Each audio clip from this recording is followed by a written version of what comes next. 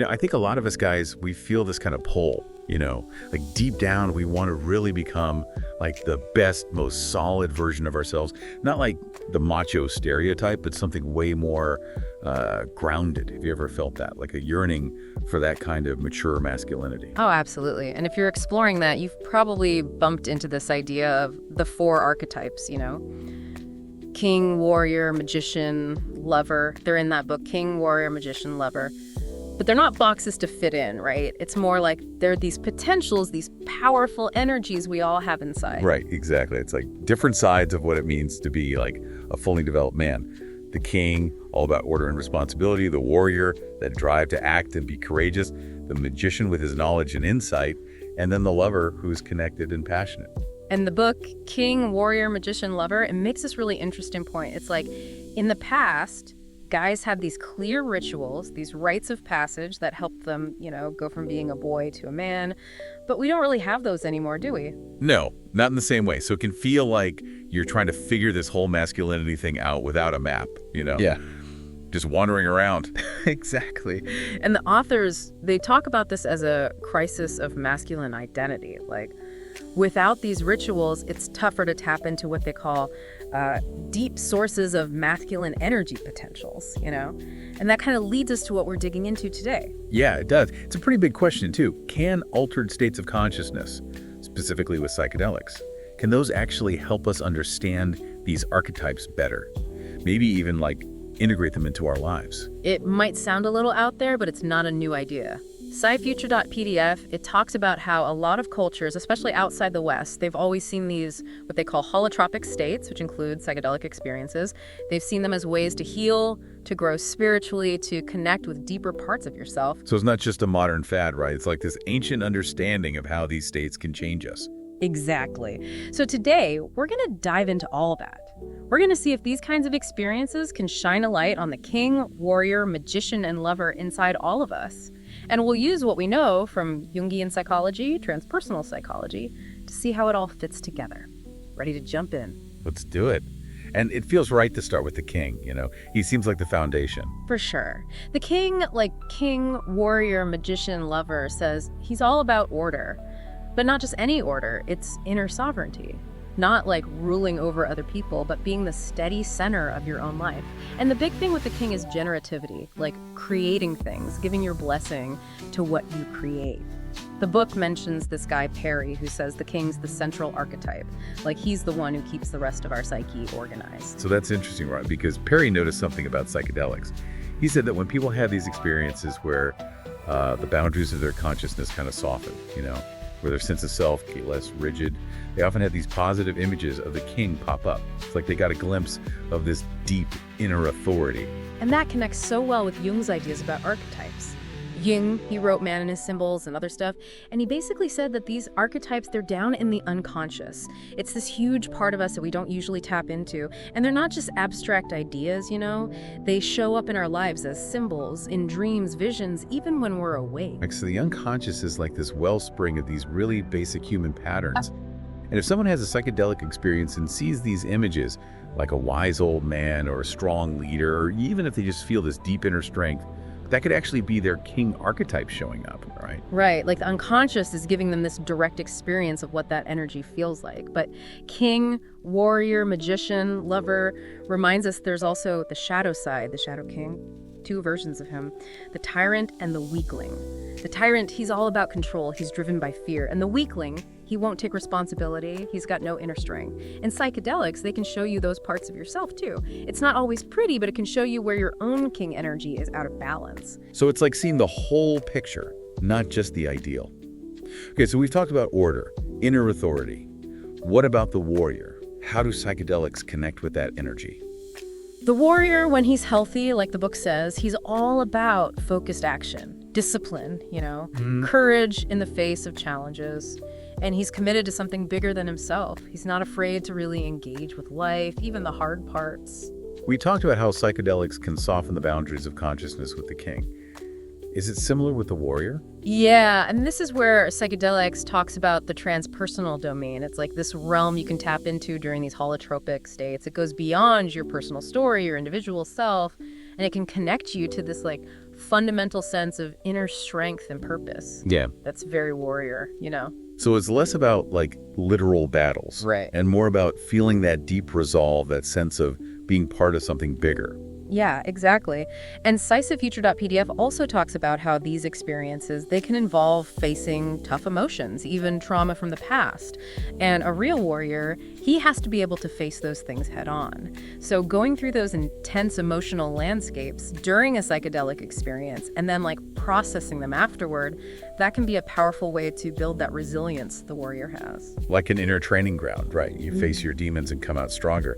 But the book also says the warrior avoids overthinking. He acts decisively. That seems kind of different from a psychedelic experience, which can be so internal, so introspective. You're right, it's a good point. But while there's often a lot going on mentally during these states, they can also sometimes like cut through our overthinking. You just experience that inner power more directly. It's like instead of reading about bravery, you actually feel that surge of strength in the face of something challenging within the experience. So it's more about feeling your capacity to act than just thinking about it. And like the king, the warrior has a shadow side too, right? Yeah, the shadow warrior. He can be the sadist, the one who enjoys hurting others, or the masochist who turns that destructive energy inward. Psychedelics can show you those tendencies too, make you aware of how they're messing with your true warrior energy.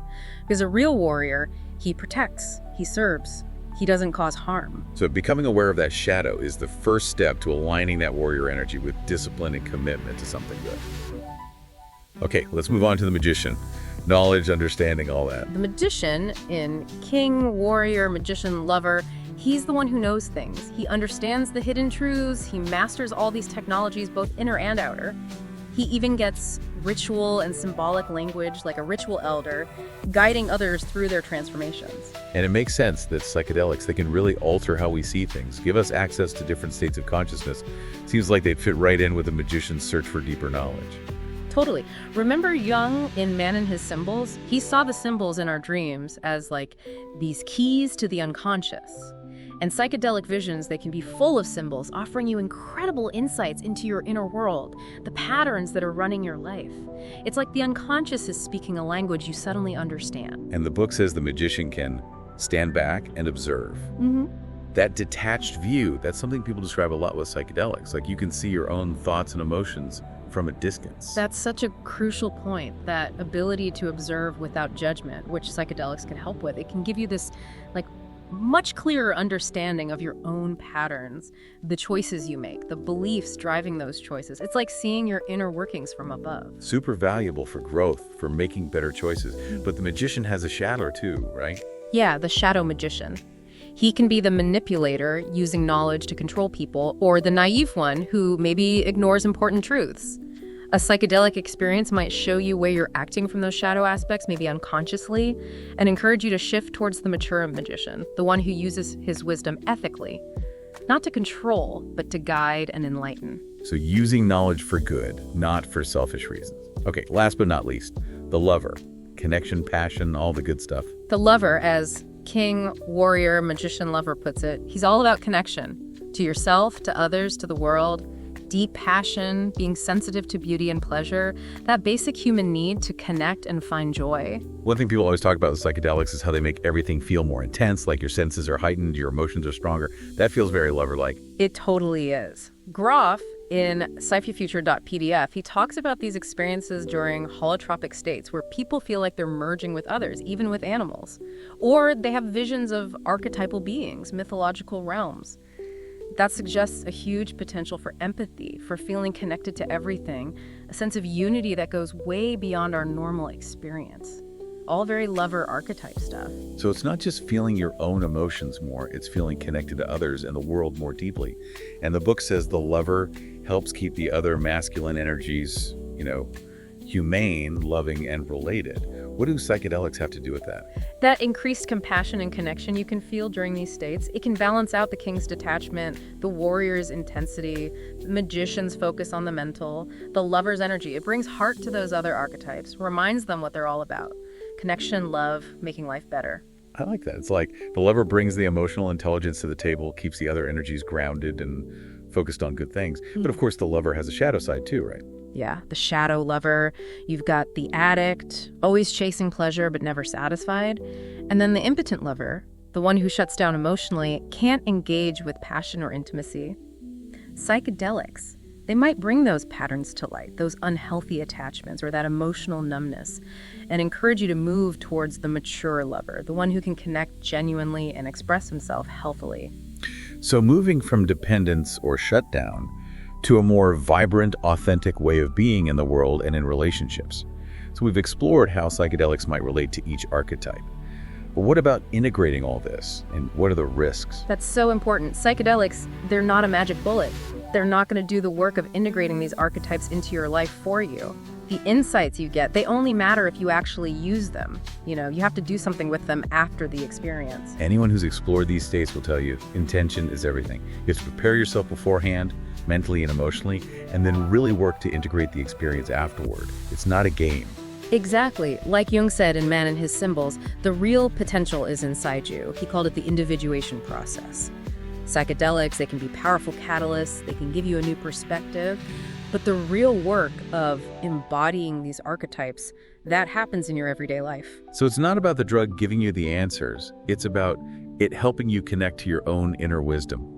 And it's definitely not a quick fix for feeling like you're not masculine enough. No, definitely not. It's a tool for exploring yourself, for understanding these masculine potentials, but it takes work, it takes commitment to really grow and integrate what you learn. Well, this has been a really fascinating deep dive. To sum it up for our listener, what are the main takeaways? I think the big thing is that psychedelics can offer these really unique, potentially life-changing perspectives on the king, warrior, magician, and lover.